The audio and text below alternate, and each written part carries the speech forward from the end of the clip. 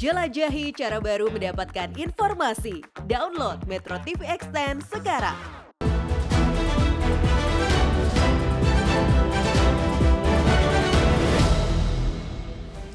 Pemirsa, bangsa Indonesia mengalami 2 kali pilpres yang hanya diisi oleh 2 pasang kontestan.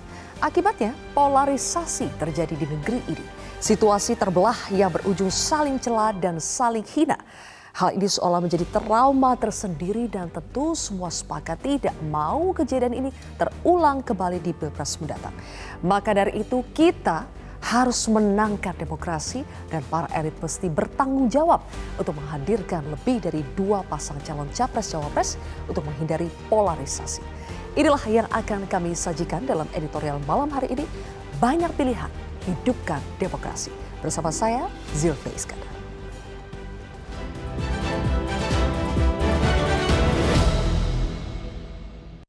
Banyak pilihan, hidupkan demokrasi.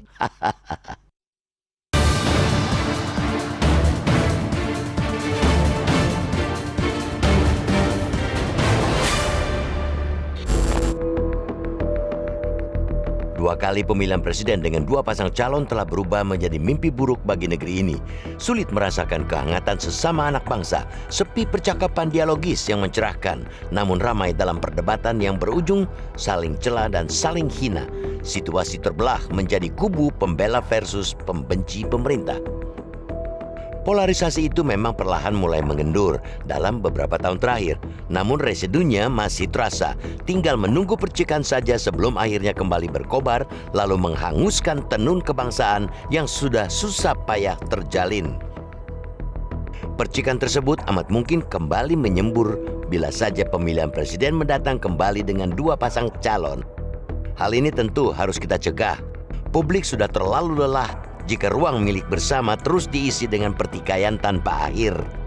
Polarisasi membuat orang sibuk berdebat, lupa bekerja, asik berwacana, alpa berkarya. Untuk itu, kita harus mengingatkan 3 poros koalisi yang telah mengikat kerjasama agar tetap solid. Ketika masa pendaftaran calon presiden, calon wakil presiden 19 Oktober hingga 25 November 2023 dibuka, lahir pula 3 pasang calon yang merupakan putra-putri terbaik bangsa ini. Mereka hadir untuk adu ide, konsep, dan gagasan demi Indonesia yang semakin baik. Lebih banyak pasangan calon ketimbang hanya 2, tentu akan menjadi keuntungan tersendiri.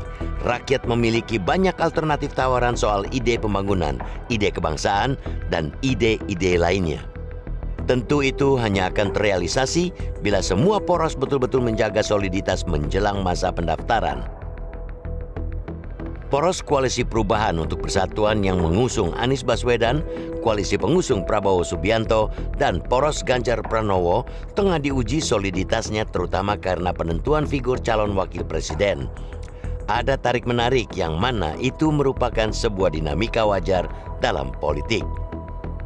Bukan tidak mungkin dalam sebuah koalisi ada partai yang ingin figur calon wakil presiden segera diumumkan dan ada pula partai yang menyatakan sebaiknya pengumuman itu menunggu momentum tepat. Setiap pihak tentu punya rasionalitas tersendiri untuk mendukung pilihan mereka. Sepanjang itu demi tujuan yang sama, yakni kemenangan sang calon presiden, tentu semua pihak di koalisi tersebut harus bisa mencari win-win solutions. Jangan karena beda strategi pemenangan, koalisi yang sudah susah payah dibangun malah bubar di tengah jalan. Bukan hanya partai-partai dalam koalisi itu yang dirugikan, melainkan juga rakyat yang memimpikan lahirnya banyak pasangan calon di pemilu 2024. Ancaman kembalinya polarisasi akan membayang dan menjadi pil pahit bagi negeri ini. Lagi-lagi kuncinya adalah soliditas yang terus terjaga menjelang masa pendaftaran. Menangkan demokrasi, hindari hanya 2 pasang calon presiden, calon wakil presiden. Akan lebih bagus jika sedikitnya ada 3 pasang capres agar rakyat punya lebih banyak pilihan. Demokrasi di negeri ini perlu tumbuh dan berkembang dalam kondisi yang menggembirakan, bukan menakutkan.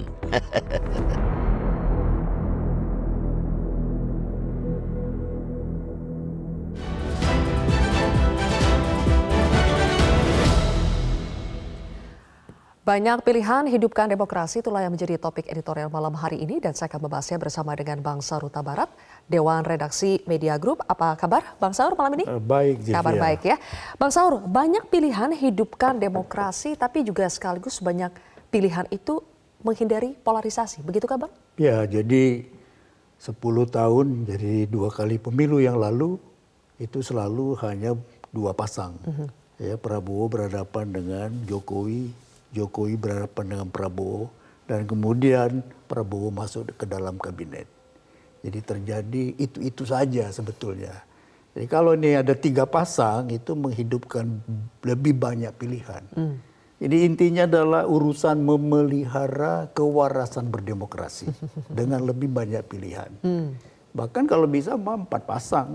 Kalau PDIP mau sendirian sebenarnya bisa terjadi itu 4 pasang. Ya. Ya. Tapi ketika hanya 2 pasang seperti yang terjadi pada 2014 dan 2019, bukan kewarasan yang terpelihara, tapi apa Bang? Apakah ketakutan? 1 kali putaran dan itu kan mempertajam pertentangan juga. Bahkan di sanalah sebenarnya benih-benih yang disebut dengan politik identitas itu sebenarnya sudah mulai muncul. Ya.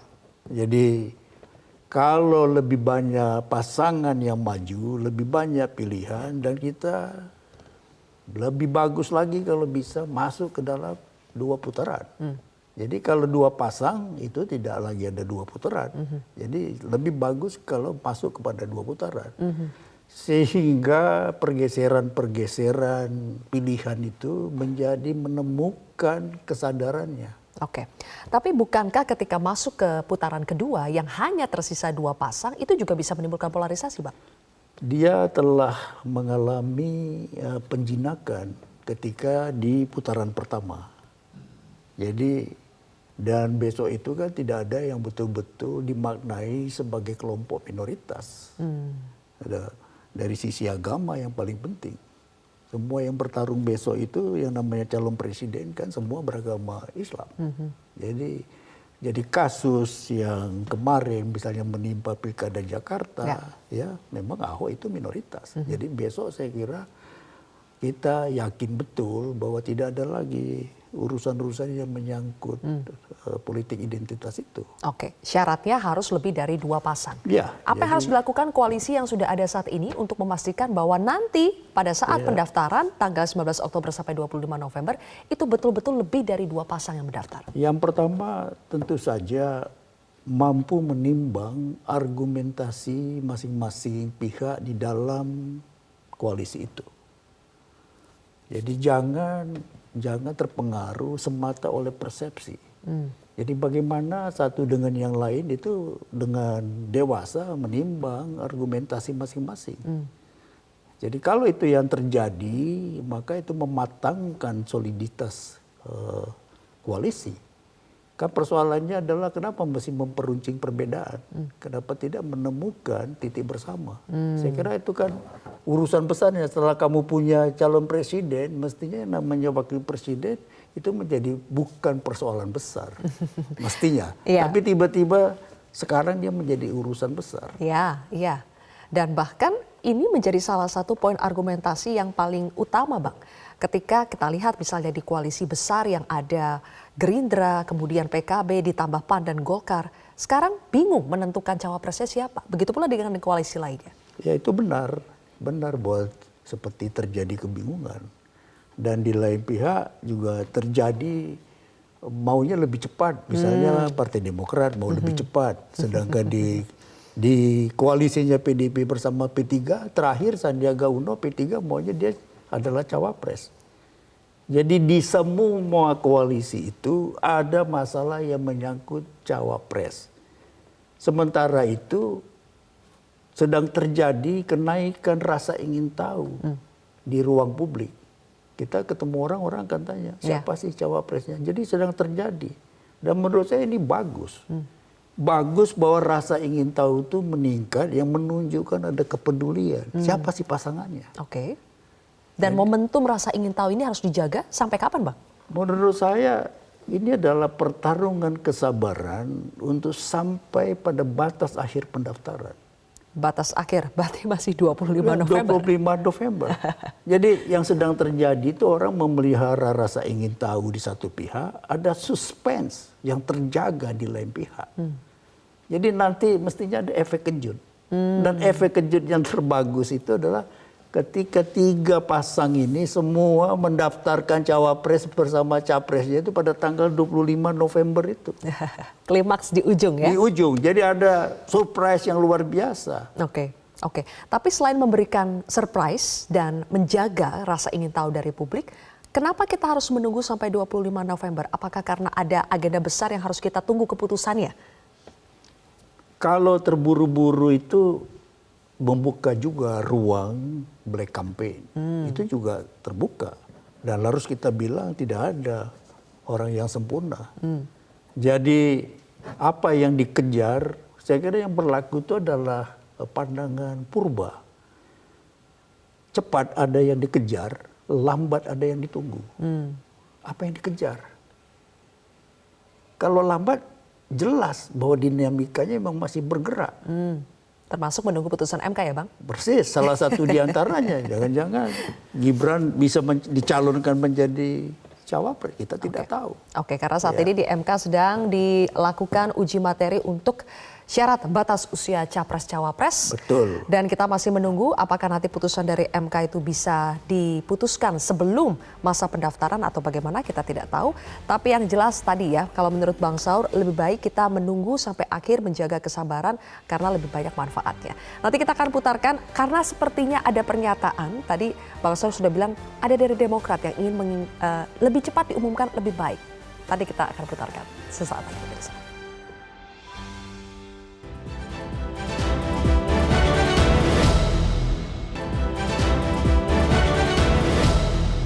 Ya tentu lebih cepat lebih bagus. Nah ini apakah ada kemungkinan untuk bulan depan, kan udah mau bulan nih Mas, apalagi kan Bisa hari ini, bisa besok, bisa lusa, mudah-mudahan waktunya yang terbaik, momentumnya yang terbaik. Mas, jangan dorong. Yang lebih baik juga. Selain kan juga katanya Mas Anies sudah mengantongi satu cawapresnya nih Mas. Iya. Apakah Mas Anies juga sudah tahu siapa? Sudah tahu. Siapa Mas? Siapa Mas? Tanyakan ke Pak Anies. Apakah dari internal koalisi? Oke. Waktu yang tepat terbaik begitu ya, tapi ada juga di awal kata-katanya lebih cepat lebih bagus kalau menurut seorang AHY Bang. Benarkah begitu? Lebih cepat lebih bagus? Ya belum tentu ya, lebih cepat lebih baik. Karena lebih cepat diketahui oleh lawan belum tentu jauh lebih baik.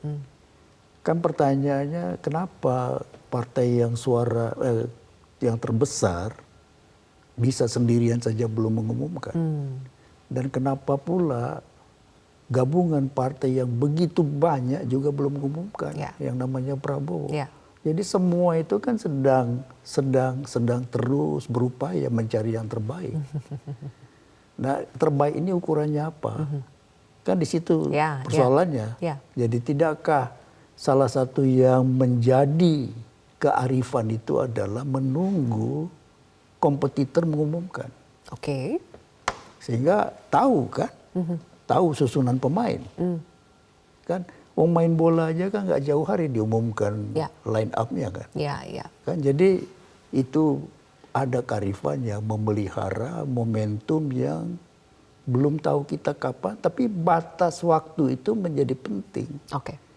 Jadi kepastian itu sudah ada bahwa 25 November sudah harus diumumkan. Ya, deadline-nya ya. Iya. Dan kalau misalnya ada rasa penasaran, tadi kan sudah disampaikan bahwa AHY sudah tahu siapa cawapresnya. Berarti itu sudah cukupkah? Sudah cukup bukan untuk memenuhi rasa penasaran pribadi, internal?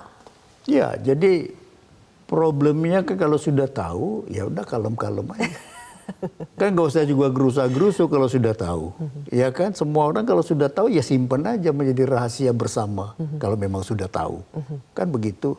Tapi publik memang pengen tahu, rasa ingin tahunya makin menguat, siapa cawapres, dan menurut saya itu bagus dipelihara, ada suspense. Ya. Tadi Bang Saur juga mengatakan kan, tentu saja masing-masing koalisi ini mencari cawapres terbaik. Tapi apa ukuran terbaik itu?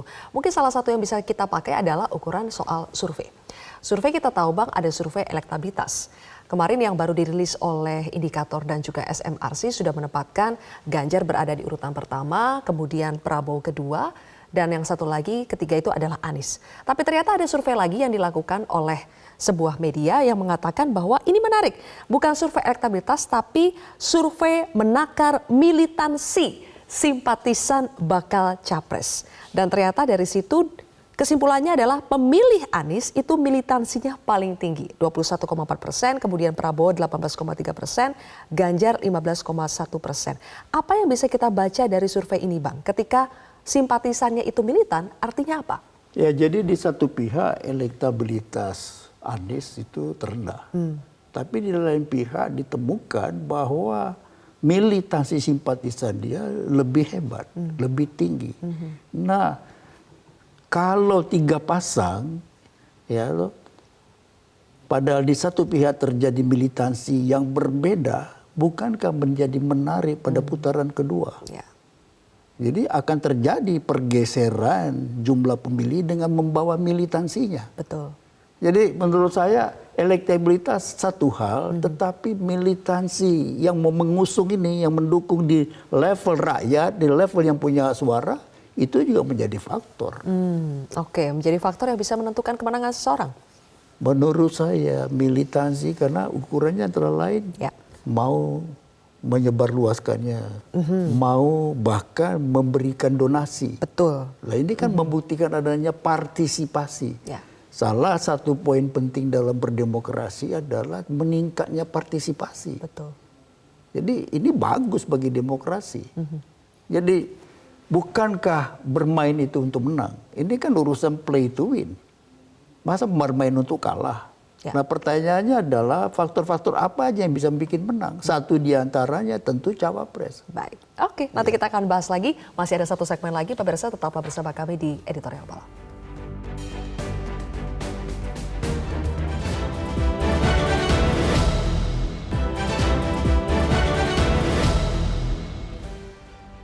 Baik, pemirsa, kami melakukan polling di Twitter Metro TV dengan pertanyaan lebih baik mana, lebih dari 2 pasang calon atau hanya 2 pasang calon. Dan 66% itu menjawab lebih banyak agar banyak pilihan. Jadi semuanya setuju kalau atau 66% setuju bahwa lebih baik itu lebih dari 2 pasangan calon. Nah, Bang Saur, kalau kita lihat saat ini semakin mendekati masa pendaftaran, mesin partai politik sudah mulai bekerja untuk memenangkan masing-masing paslon meskipun belum ada cawapresnya.